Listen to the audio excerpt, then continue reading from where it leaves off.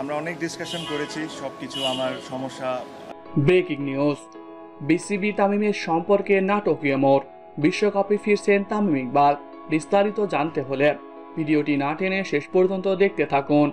আর আপনি যদি আমাদের চ্যানেলে নতুন হয়ে থাকেন তাহলে এক্ষুনি সাবস্ক্রাইব করে রাখুন।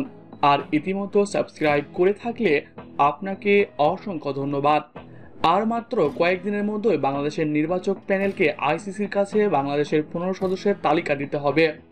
শেষ মুহূর্ত যে নামটা সবচেয়ে বেশি আলোচনা হচ্ছে সেটা হলেন তামিম ইকবাল। কিন্তু তামিমের সর্বশেষ তথ্য আসলে কি? তিনি কি আসলে টি-20 বিশ্বকাপে ফিরবেন? সব থেকে বড় প্রশ্ন, কি কারণে আসলে টিম ম্যানেজমেন্ট থেকে চাওয়া হচ্ছে তামিম ইকবালকে? বিসিবির সভাপতি নাজমুল হাসান পাপন তামিমকে জাতীয় দলে দেখতে চান।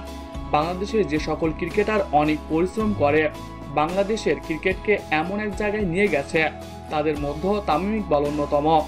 এমন একজন ক্রিকেটারের অবসর ফেসবুকে পোস্ট দিয়ে কখনো হতে পারে না।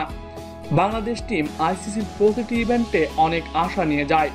হয়তো বাংলাদেশ টিমটা অনেক ভালো নয়, কিন্তু প্রতি জায়গায় ওপেনারদের ব্যর্থতা বাংলাদেশ ভাবেই চরমভাবে ফুটে ওঠে।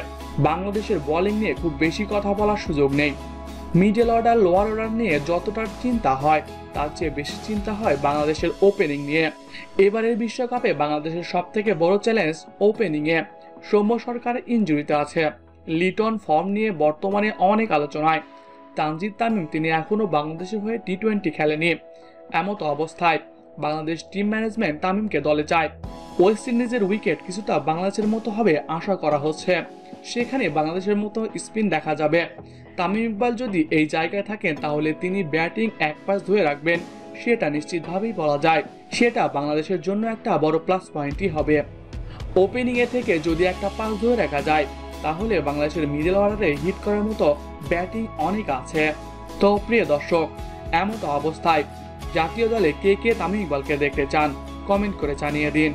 এছাড়াও খেলাধুলার সকল আপডেট সবার আগে পেতে হলে আমাদের চ্যানেলটি সাবস্ক্রাইব করতে ভুলবেন না। ধন্যবাদ সবাইকে।